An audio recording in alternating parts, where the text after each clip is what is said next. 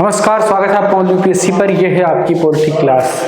इससे पहले वाली क्लास में आपने राज्यपाल के पद एवं उसकी शर्तें, पदावधि आदि को समझ लिया था। अब हम उससे आगे बात करेंगे राज्यपाल की शक्तियों पर। उसके कार्य क्या हैं, उसकी शक्तियां क्या हैं, उस पर हम बात करेंगे। ठीक है, तो आपका हेडिंग क्या होगा? राज्यपाल के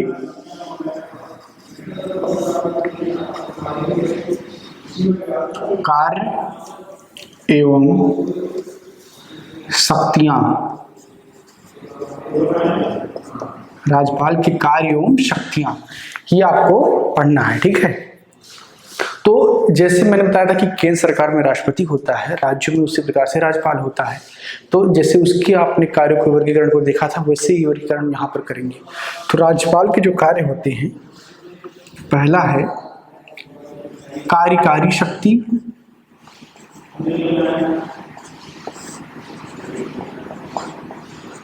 कार्यकारी शक्ति। दूसरा है विधिक शक्ति,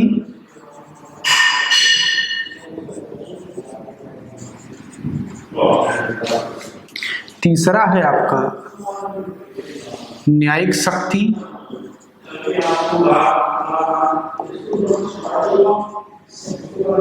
ठीक है, कार्यकारी शक्ति, विधिक शक्ति, न्यायिक शक्ति, और चौथा है वित्तीय शक्ति।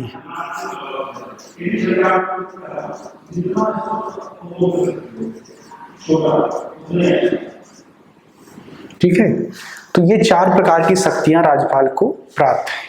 इसके अंतर्गत हम पढ़ेंगे कौन कौन सी शक्तियां आती हैं, लेकिन इससे पहले एक नोट आपको लिखने की जरूरत है। और वो नोट क्या है? राष्ट्रपति के भांति राष्ट्रपति के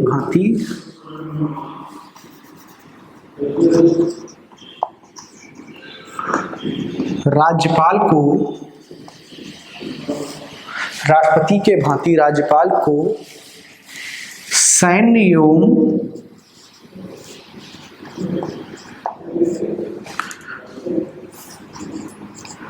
कूटनीतिक शक्तियां, सैन्य एवं कूटनीतिक शक्तियां प्राप्त नहीं होती हैं।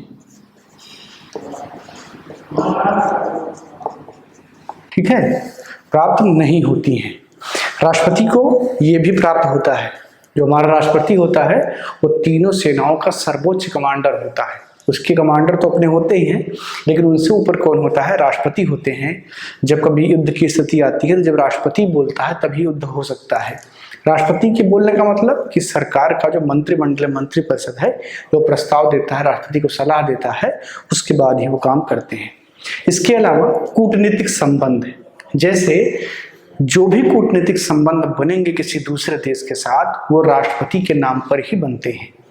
मसलन जैसे इंडिया अमेरिका का कोई संबंध हो रहा है, तो जो सिग्नेचर होता है वो भारत सरकार के द्वारा अमेरिका सरकार के बीच में होता है। ठीक है, तो किसके नाम पे होता है? राष्ट्रपति के नाम पे होता है, क्योंकि नेशन का हेड कौन है? राष्ट्रपति है। और सरकार क्या है? उसके अंडर काम करने वाली एक ऑर्गेनाइजेशन होती है। ठीक है, तो हमेशा वो उसके नीचे काम करती है। हालांकि जो मेन पावर है वो प्रधानमंत्री और मंत्रिपरिषद के पास होता है, लेकिन जो दिखाने के लिए सर्वोच्च पद है वो राष्ट्रपति का है। ठीक है ना? तो इस प्रकार आप देखेंगे कि जो कूटनीतिक शक्तियां हैं वो राष्ट्रपति को प्राप्त होती हैं, जबकि राज्यपाल को प्राप्त नहीं होती है। बाकी एज इट इज पावर जो राष्ट्रपति को मिलते हैं केंद्र में, वही पावर राज्यपाल को मिलते हैं राज्यों में। ठीक है, अब इनका हम एक एक करके जो है विस्तार में अध्ययन करेंगे। कार्यकारी शक्तियां कौन कौन सी हैं, या विधिक शक्तियां कौन कौन सी हैं, उसके क्या क्या प्रावधान है, वित्तीय शक्तियां क्या हैं, और न्यायिक शक्तियां क्या हैं। ठीक है, तो चलिए इसको मिटाते हैं और सबसे पहले समझना शुरू करते हैं कार्यकारी शक्ति। ठीक है, राज्यपाल की कार्यकारी शक्ति या शक्तियां क्या है। ठीक है, तो आप पहला पॉइंट इसमें लिखेंगे, राज्य के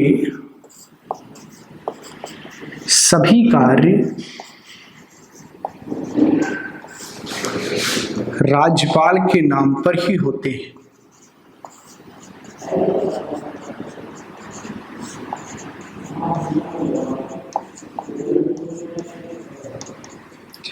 राज्य के सभी कार्य राज्यपाल के नाम पर ही होते हैं, जिस प्रकार केंद्र सरकार के सभी काम राष्ट्रपति के नाम पे होते हैं।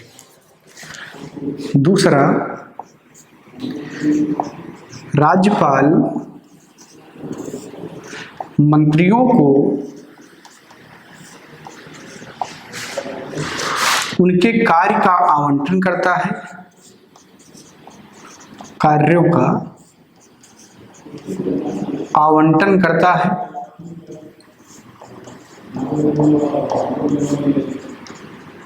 ठीक है। तो राज्यपाल क्या करता है, सभी मंत्रियों के कार्यों का आवंटन करता है। अगला पॉइंट आप लिखेंगे, राज्यपाल मुख्यमंत्री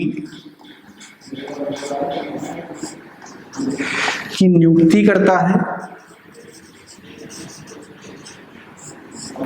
राज्यपाल मुख्यमंत्री की नियुक्ति करता है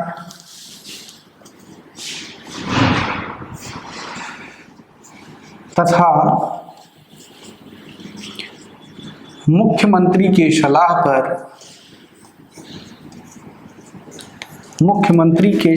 पर अन्य मंत्रियों की भी नियुक्ति करता है।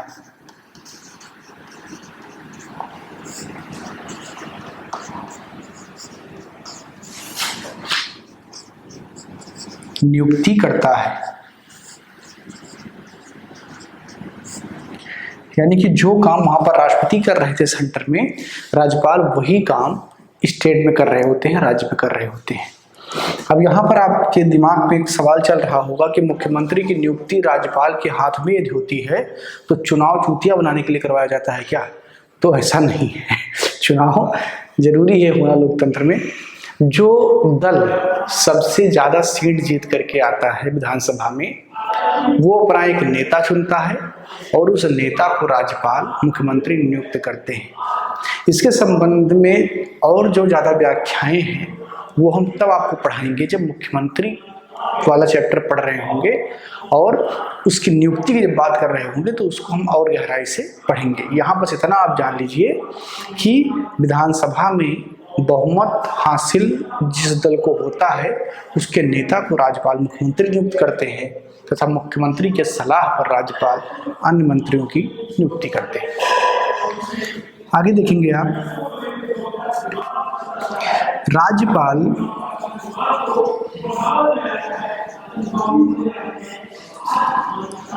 राज्य निर्वाचन आयोग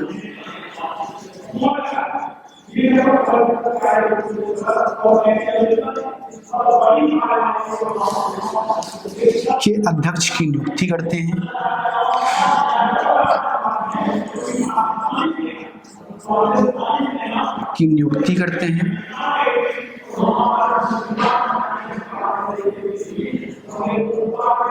ठीक है, राज्यपाल राज्य निर्वाचन आयोग के अध्यक्ष की नियुक्ति करते हैं। ठीक है, इतना पॉइंट आपने अगर लिख दिया है तो मैं इसको मिटा दे रहा हूं ताकि जगह हमें मिल जाए लिखने के लिए।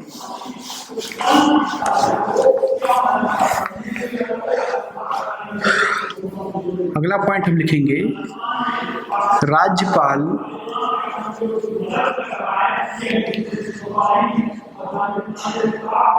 राज्य लोक सेवा आयोग के अध्यक्ष एवं सदस्यों की नियुक्ति करते हैं।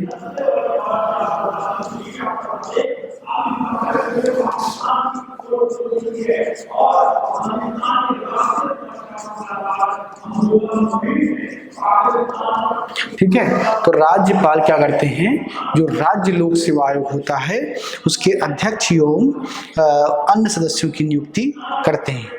ठीक है, तो जैसे यूपीएससी यानी कि जो यूनियन पब्लिक सर्विस कमीशन है उसके आयोग के अध्यक्ष और सदस्यों की नियुक्ति राष्ट्रपति कर रहे थे, उसी प्रकार राज्यों में नियुक्ति कौन करता है, राज्यपाल करते हैं। आगे आप देखेंगे, राज्यपाल महाधिवक्ता की नियुक्ति करते हैं।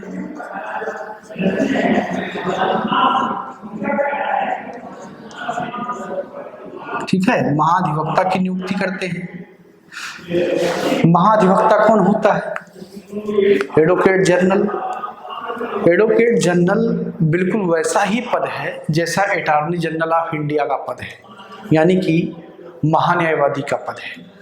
महान्यायवादी केंद्र की कार्यपालिका का सदस्य होता है। महाधिवक्ता राज्यों की कार्यपालिका का एक हिस्सा होता है। जिस प्रकार महान्यायवादी केंद्र सरकार के वकील के रूप में काम करता है, उसके एडवोकेट के रूप में काम करता है, उसके लॉयर के रूप में काम करता है, उसी प्रकार महाधिवक्ता राज्य सरकारों के वकील के रूप में, उसके लॉयर के रूप में, उसके एडवोकेट के रूप में या उसके प्रतिनिधि के रूप में न्यायिक व्यवस्थाओं में वो काम करता है। ठीक है, तो उसकी नियुक्ति कौन करता है? राज्यपाल करते हैं। राज्यपाल मुख्यमंत्री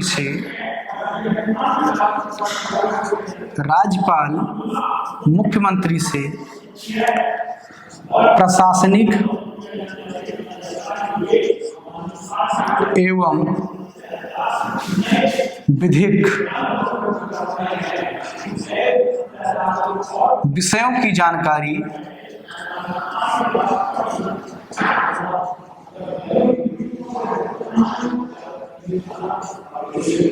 विधिक विषयों की जानकारी राज्यपाल मुख्यमंत्री से प्रशासनिक एवं विधिक विषयों की जानकारी प्राप्त करते हैं।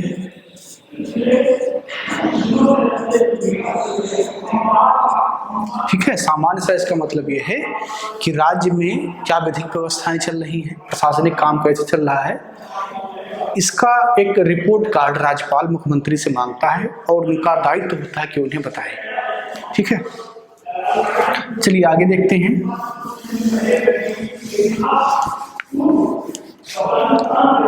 राज्यपाल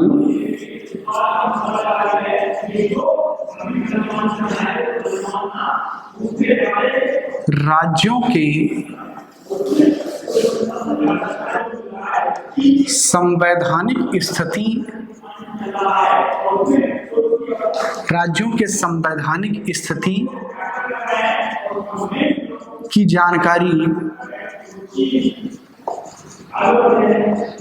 की जानकारी राष्ट्रपति को देता है।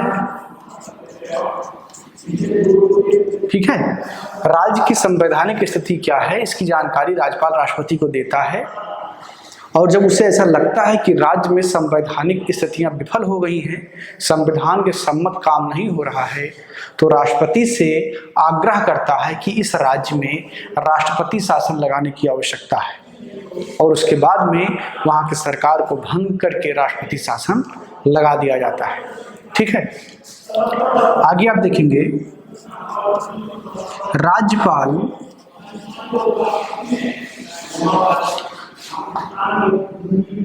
राज्य के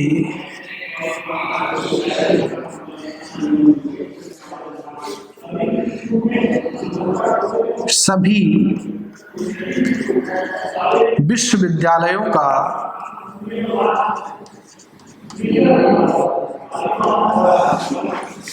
कुलाधिपति होता है।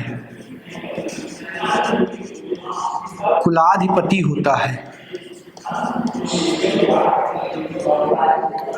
तथा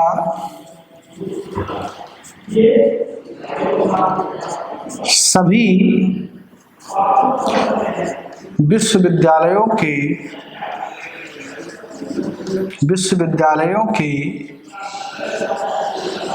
कुलपतियों की नियुक्ति करता है।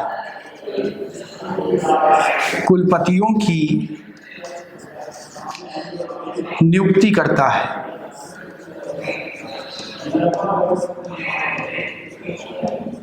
ठीक है, तो जो राज्यपाल है वो कुलाधिपति होता है सारे विश्वविद्यालयों का, यानी कि जितने कुलपति हैं उनसे ऊपर होता है, और हर विश्वविद्यालय के कुलपति की नियुक्ति भी राज्यपाल करता है। तो इस प्रकार आपने देखा, जो हमने 10-11 पॉइंट आपको बताया, ये राज्यपाल की कार्यकारी शक्तियां हैं। अगली क्लास में उसके हम विधिक शक्तियों एवं न्यायिक शक्तियों की बात करेंगे, और संभवतः वित्तीय शक्ति की बात कर लेंगे। जैसा भी होगा क्लास में देखा जाएगा, लेकिन आगे की क्लास भी राज्यपाल के कार्यों एवं शक्तियों पर होगी। इस क्लास में इतना ही। क्लास को लाइक कीजिए, शेयर कीजिए, अपनी राय कमेंट बॉक्स में जरूर दीजिए। बहुत बहुत धन्यवाद।